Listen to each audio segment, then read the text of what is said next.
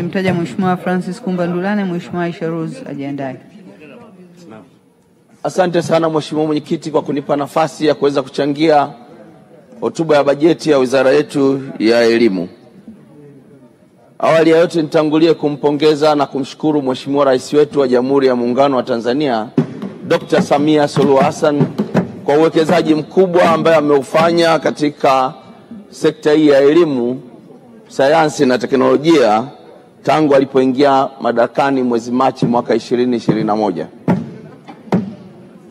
Lakini pia nikupongeze wewe Profesa Mkenda pamoja na naibu waziri wako Mheshimiwa Kipanga kwa kazi kubwa mnayofanya ya kusimamia miradi yote, lakini pia kusimamia mageuzi makubwa ambayo yamefanyika katika wizara hii ya elimu.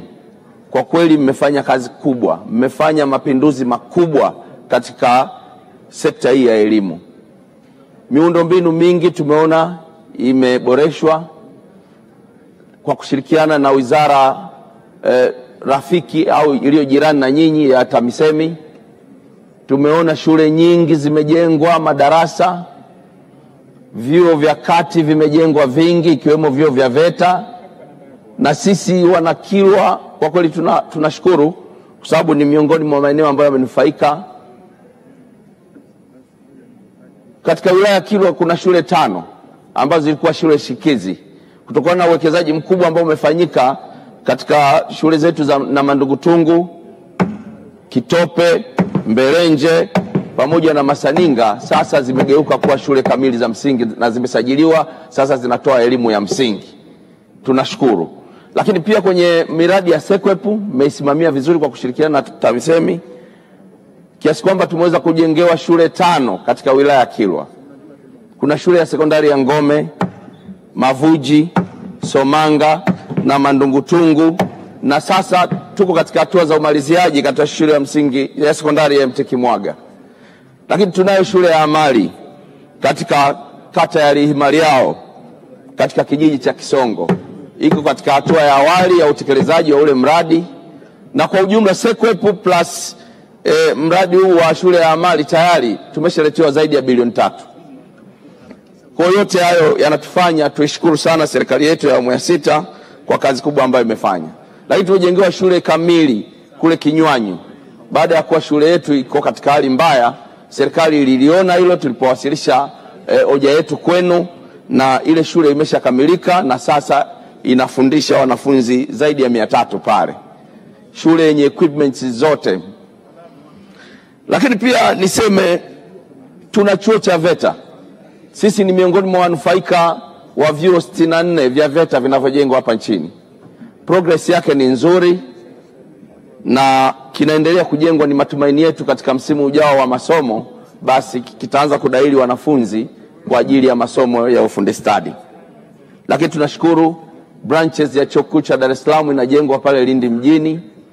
Ni matumaini yetu ndani ya muda mfupi ujao kitakamilika na tutaweza kupata manufaa ya kuwepo katika chuo kile cha kwanza, chuo kikuu cha kwanza katika mkoa wetu wa Lindi. Lakini tunawapongeza mtaala mlivyoubadilisha unakwenda na wakati. Lakini nilikuwa na mambo yafuatayo ambayo nilifikiri nikishauri serikali basi yataweza kusaidia kuboresha zaidi sekta yetu ya elimu. Kwanza nilikuwa napenda muendelee kuangalia namna ambavyo tutaboresha hii mitaala ili iwe bora zaidi na iendane na wakati. Na sio tu kwa elimu ya msingi na sekondari, basi pia tuangalie hata kule kwenye elimu zetu za vyuo vya kati na vyuo vikuu.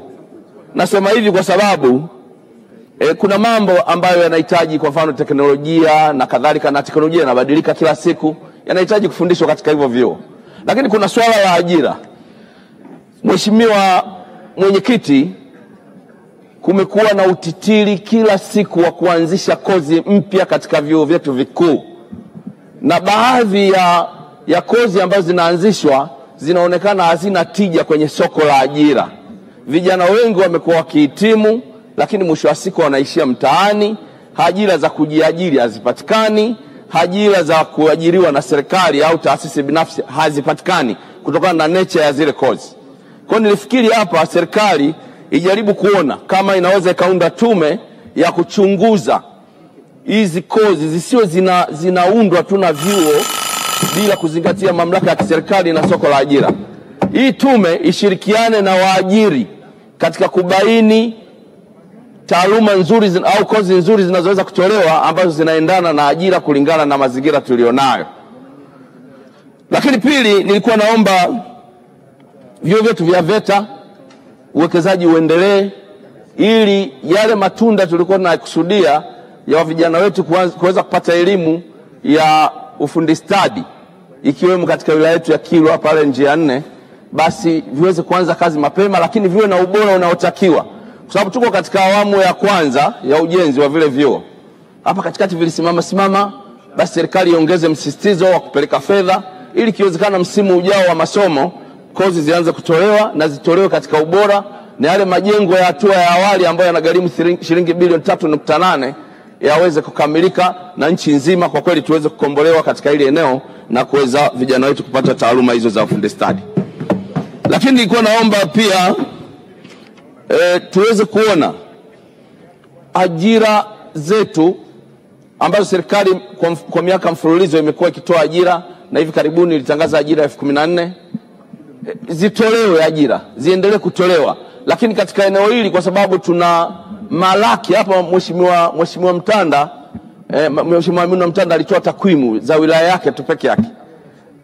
Nilikuwa na hesabu hapa, ana upungufu wa walimu wasiopungua 400. Kilwa tuna upungufu wa walimu wasiopungua 500. Kuna shule zingine unakuta mwalimu ni mmoja, anaweza kama mwalimu wa arts au wa sayansi. Sasa masomo mengine yale ya michepuo mengine sio yanafundishwaje? Kwa hiyo nilikuwa nafikiri katika eneo hili tuangalie vile vile ukubwa wa tatizo ili tuone ni lini tutamaliza hii changamoto, kwa sababu shule zimefunguliwa nyingi za msingi maradufu, lakini pia zimefunguliwa shule za sekondari nyingi, vyuo vya kati vingi, vyuo vikuu vingi, lakini kasi ya ajira haiendani na idadi ya ongezeko la wanafunzi sambamba na shule. Kwa nilikuwa naomba eneo hili liangaliwe, walimu waendelee kuajiriwa, lakini pia tuangalie maslahi ya walimu pamoja na wadhibiti ubora. Nashukuru serikali kwa wadhibiti ubora, ilisikia kilio ambacho mimi na baadhi ya wabunge tulizungumza kwa miaka 3 mfululizo. Wameweza kupewa ile posho ya madaraka, wameanza kupewa. Lakini imetolewa kwa ubaguzi hivi. Wanataka lazima uwe na sifa ya masters ya education. Lakini tayari wameshapewa vyeo vile vya kuwa wadhibiti ubora wa wilaya, wa mikoa. Mimi nilifikiri kriteria iwe cheo alichotunukiwa. Kama ameshatunukiwa cheo, anastahili kupewa haki zake zote. Kwa na wale walimu basi tuangalie nyumba, tuangalie mazingira ya shule. Tumefungua shule mpya, zina vyoo vya kisasa, zina madarasa ya kisasa, lakini unakuta kuna baadhi ya maeneo hakuna maji, huduma ya maji haipo. Tupeleke huduma kama hizo, tupeleke huduma kama za umeme, ili hata wale wanafunzi ambao wanafundishwa tehama waweze kujifunza kweli kweli. Isiwe tu tehama imeandikwa kwenye theory na kwenye mitaala yetu, lakini practically haifanyiki. Kwa baada ya kusema nasema naunga mkono hoja. Asante sana, nashukuru sana. Asante sana Mheshimiwa Francis Ndulane.